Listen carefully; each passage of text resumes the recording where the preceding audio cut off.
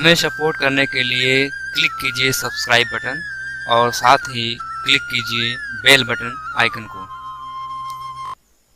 Jharkhand SSC को ध्यान में रखते हुए आज आपके समक्ष पेश है बिरसा मुंडा के बारे में एक संक्षिप्त कहानी, जिसे जानकर आपको बहुत ही अच्छा लगेगा, तो आप एंड तक बने रहिए। बिहार के दक्षिण भाग, जहाँ पहाड़ और घने जंगल हैं, इन जंगलों में कई आदिवासी जनजातियाँ रहती हैं। इनमें से एक है मुंडा। सैकड़ों वर्षों से मुंडा जाति के लोग जंगल के सहारे जीते आ रहे हैं। जंगली कंदमूल खाकर अपना जीवन निर्वाह करते, जंगली फलों को कूचकर तेल निकालते और उसे अपने घरों में दिए जलाते।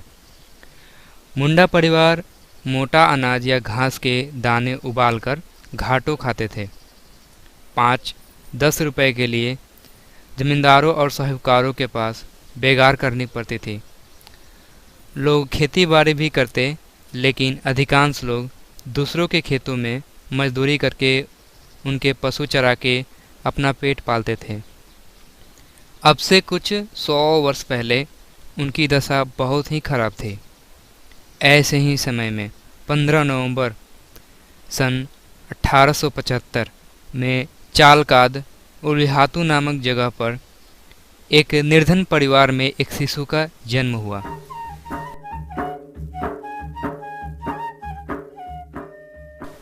बृहस्पतिवार या वीरवार को जन्म लेने के कारण इस बच्चे का नाम बिरसा रखा गया। यही था मुंडाओं के जातीय गौरव का याद दिलाने वाला बिरसा मुंडा।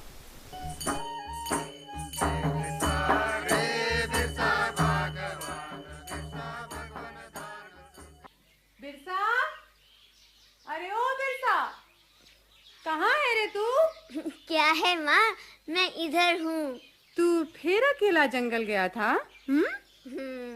कितनी बार तुझसे कहा है इस तरह जंगल में अकेला मत फिरा कर।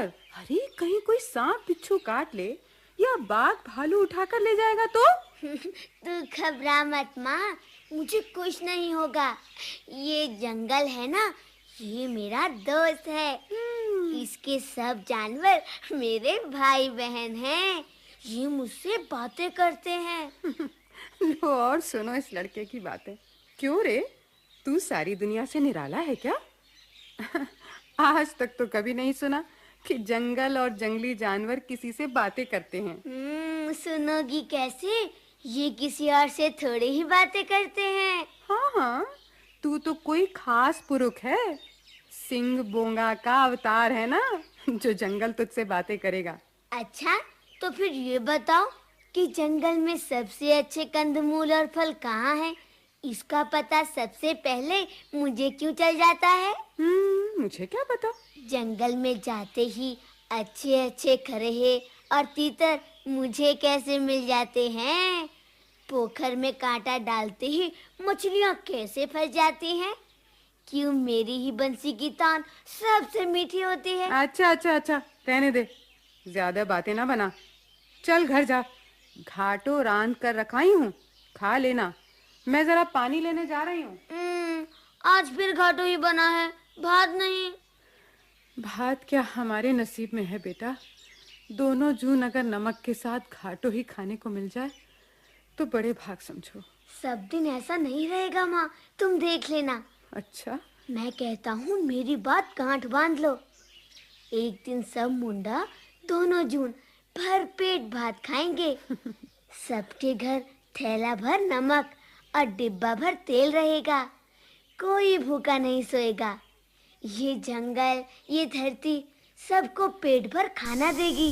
कैसी बड़ी बड़ी बातें करता है ये। नन्हे बिरसा की ऐसी बातें सुनकर उसकी माँ कर्मी हाथू और पिता शुगना मुंडा बड़े परेशान हो जाते थे।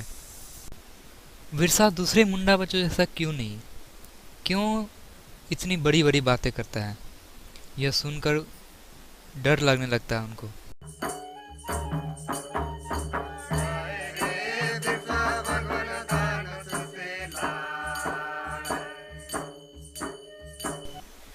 जब बिरसा 8-9 वर्ष का हुआ तो माँ बाप ने उसे मामा के गांव भेज दिया। वहाँ रहकर बिरसा गांव के पाठशाला में रहकर पढ़ना लिखना सीखा और फिर मिशन स्कूल से लोअर प्राइमरी की परीक्षा पास की। इसके बाद अपने गांव चालकाद उलिहातू आकर बिरसा ने अपने पिता से आगे पढ़ने की जिद की। सुगना समझ नहीं पाते थे कि बिरसा इतना पढ़कर करेगा क्या, लेकिन बिरसा को चाईबासा के मिशन स्कूल में भर्ती करा दिया। यहाँ बिरसा का नया जीवन शुरू हुआ। साबुन से नहाना, साफ सुथरा रहना, पढ़ना लिखना इत्यादि।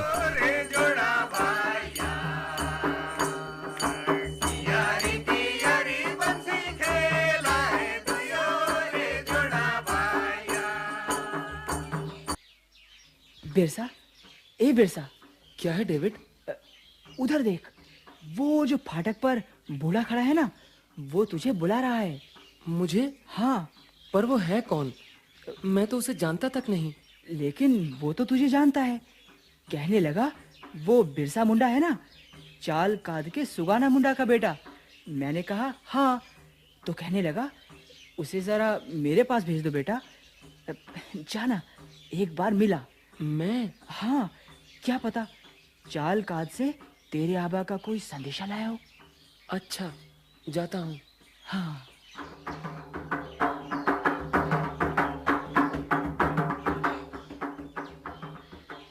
तू बिरसा है ना? हाँ, मैं तो बिरसा हूँ, पर तुम कौन हो? मैंने पहचाना नहीं। तू कैसे पहचानेगा भगवान? मैं धानी मुंडा हूँ, बूढ़ा हो गया हूँ, लेकिन अब भी आसपास के जंगलों में कोई दूसरा नहीं है जो मेरे जैसे तीर बना सके। अच्छा? 50 बरस से सरदारों की मुल्क की लड़ाई के लिए तीर बना रहा हूँ। कुचली के जहर में बुझाकर ऐसे विषैले तीर बनाता हूँ कि लगते ही प्राण ले लें। ठीक है, पर ये सब मुझे क्यों बता रहे हो? बताने नहीं, पूछने आया हूँ भगवान। मैंने बहुत से तीर बनाकर जंगल में छिपा रखे हैं। तुझसे पूछने आया हूँ कि उन तीरों का काम कब पड़ेगा। मुझे क्या मालूम? और ये तुम मुझे बार-बार भगवान भगवान क्यों कह रहे हो? इसलिए कि तू ही हमारा बिरसा भगवान है, हमें दिक्कुओं के अत्याचार से मुक्ति दिलाने, हमारे दुख दूर करने आया है। ओफो, क्या मुसीबत है। अरे बाबा, ये तुमसे किसने कह दिया कि मैं भगवान हूँ? मैं सब जानता हूँ, और मेरी बहन है ना, वो तो मुझसे भी बूढ़ी है, सब कुछ जानती है वो। उसने एक दिन तुझे हाट में देखा था, देखते ही पहचान गई। मुझसे बोली, भगवान आ गया है, अब हमारे कष्ट दूर होंगे। वो तेरा पीछा करती यहाँ तक आई थी, तेरे रहने की ये जगह देख गई। उसी ने मुझे सब कुछ बताया। पर क्या बताया? मुझे भी तो बताओ। बड़े बूढ़े कहते थे एक दिन हमारा भगवान आएगा, वही फिरंगी हाकिमों और दिक्कुओं को भगाकर हमें हमारी जमीन वापस दिलाएगा। उसी दिन की तैयारी में मैंने ढेर सारे तीर बनाकर रखे हैं। क्या? जब तू हुक्म देगा तो मैं उन तीरों को गांव-गांव, घर-घर पहुंचा दूंगा। लेकिन अब ज्यादा देर ना करना भगवान, मुंडा लोग बहुत दुखी हैं, बहुत दुखी हैं, बहुत दुखी हैं, बहुत दुखी हैं।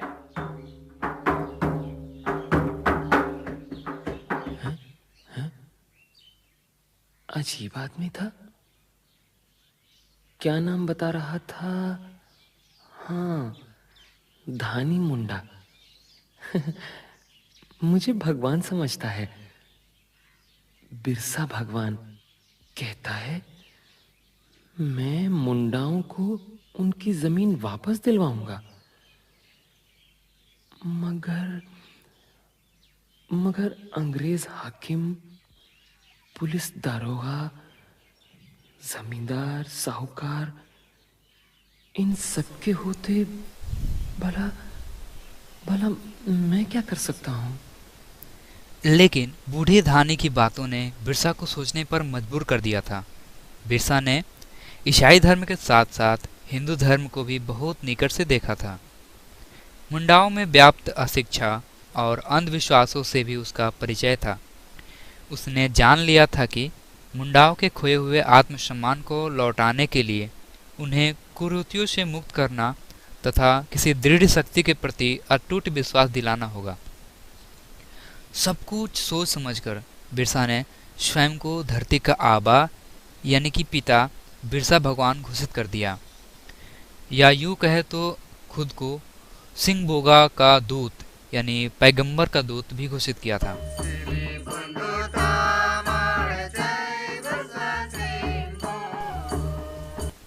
उसने अपने अनुयायियों यानी वीर साइतों को साफ सुथरा रहने, जनेऊ पहनने, तुलसी की पूजा करने का आदेश दिया। वीर साहित गांव-गांव में जाकर बिरसा भगवान के शिक्षाओं का प्रचार करने लगे।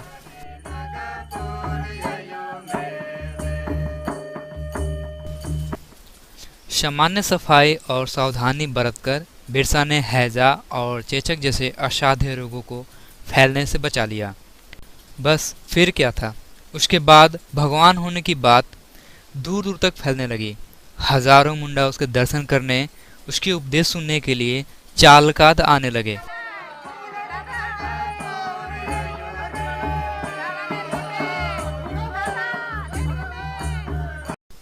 अब बिरसा ने मुंडाओं के जातीय गौरव को ललकारना शुरू किया।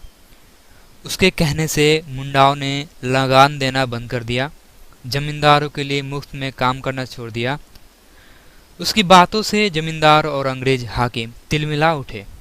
उन्होंने बिरसा को बगावत भड़काने के आरोप में 2.5 वर्ष की कठोर कारावास की सजा सुनाई। वो इस बात को भी सिद्ध करने में लग गए कि बिरसा भगवान नहीं, एक सामान्य व्यक्ति है। लेकिन मुंडाओं पर इसका दूसरा ही असर हुआ। वीर साहित्यों ने इस आंदोलन को जीवित रखा।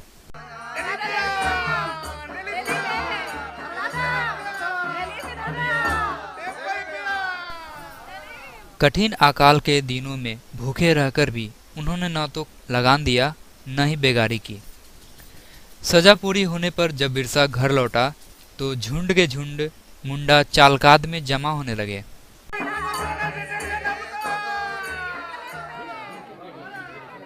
तुम कहाँ चले गए थे भगवान? देखो तुम्हारे बिना हमारी कैसी दशा हुई। तुम्हारे कहने से हमने लगान देना बंद किया, बेगार नहीं की, तो जमींदार साहूकारों ने हमें अनाज देना बंद कर दिया। लेकिन हम तुम्हारी दी हुई सीख पर अटल रहे भगवान। हमने घाटों, कंदमूल और जंगली जानवरों पर गुजारा किया, पर दिकुओं के आगे सर नहीं झुकाया भगवान। अब तो जंगलों के कंदमूल भी खत्म हो चले हैं। अब हम क्या करेंगे, कैसे जिएंगे? शांत हो जाओ, शांत। मैं आ गया हूं। मैं तुम्हारा बिरसा भगवान। मैं धरती का आबा हूं। ये धरती हमारी है। दिकू हमारी धरती पर कब्जा किए बैठे हैं। अंग्रेज हाकिम तो हमें आदमी तक नहीं समझते। हमें अपनी धरती उनसे वापस लेनी है। तुम सब तैयार हो जाओ, अब लड़ाई होगी, उल गुलान होगा। उल गुलान, उल गुलान, उल गुलान। मुंडाओं की उलगुलान यानी क्रांति की पुकार से सिंहभूम, चाईबासा और रांची के जंगल गूंज उठे। तीर, धनुष, बर्छी, उलगुलात जमा किए जाने लगे। घने जंगलों की गुफाओं में ऊंचे ऊंचे पेड़ों पर मचान बांधकर छिपकर रहने की व्यवस्था की गई। बिरसा बस्ती बस्ती जाकर छोटे छोटे स्त्री पुरुष को इस लड़ाई के लिए तैयार कर रहा था। मुंडा होना कोई शर्म की बात नहीं, गर्व की बात है। हम अपनी धरती के लिए बाहरी लोगों को लगान नहीं देंगे। हम इस धरती के स्वामी हैं। हम इस धरती पर अपना राज बनाएंगे, स्वतंत्र मुंडा राज। उल गुलान, उल गुलान। सन 1899 का दिसंबर महीना, क्रिसमस की रात, बिरसा ने पूर्ण क्रांति उल गुलान की घोषणा कर दी।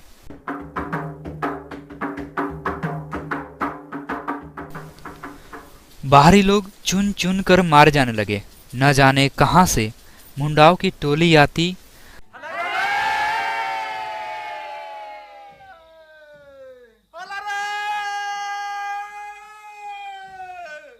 जहर वाले तीरों से अत्याचारियों को मारती, आग लगाती और गायब हो जाती।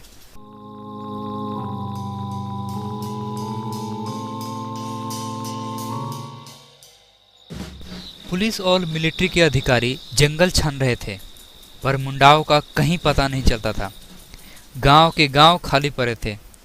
दरअसल मुंडा घने जंगलों में छिपे हुए थे।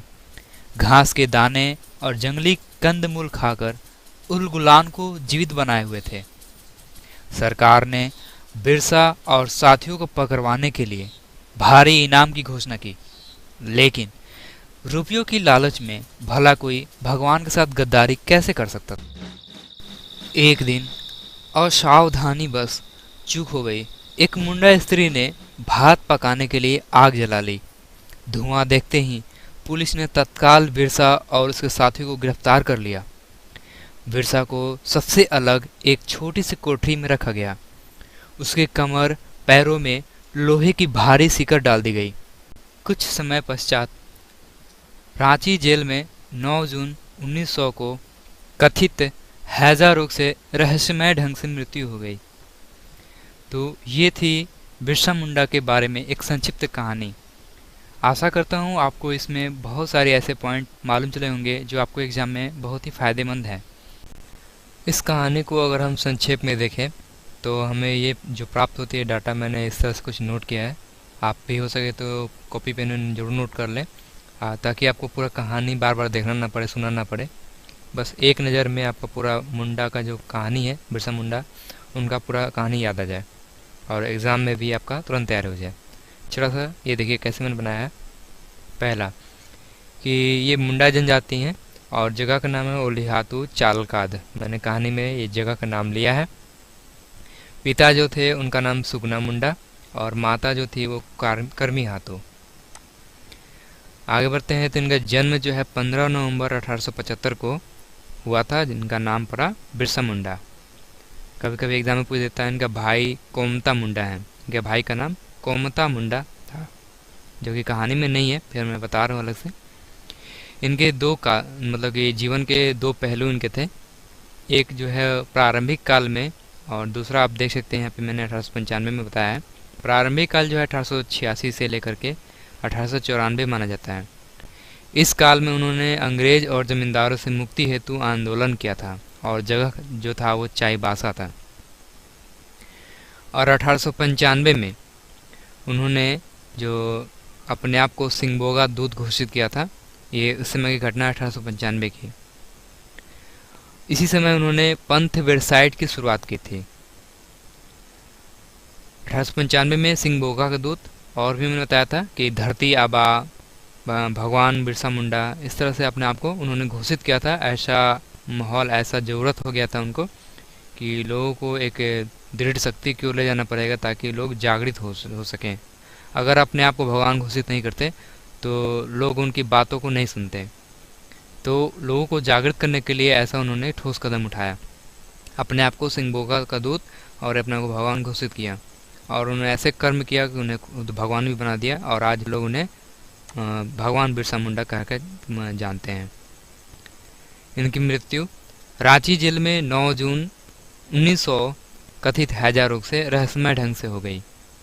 ये थी इनका पूरा जो कहानी का संक्षेप है, मैंने यहाँ पे बताया।